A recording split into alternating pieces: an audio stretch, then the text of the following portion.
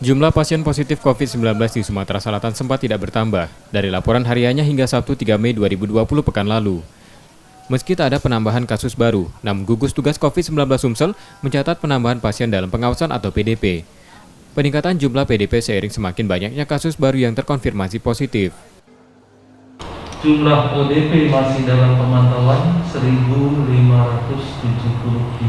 orang. Jumlah PDP proses pengawasan 110 orang. Penambahan PDP pada hari ini ada 21 orang. Alhamdulillah pada hari ini tidak ada penambahan kasus. Kasus COVID-19 di provinsi ini masih mengalami perkembangan karena banyaknya jumlah orang dalam pemantauan. Masyarakat diminta untuk terus mematuhi aturan pemerintah dengan selalu memakai masker, serta menerapkan pembatasan jarak fisik dan sosial. Rizky Nurmizan, Kompas TV, Palembang.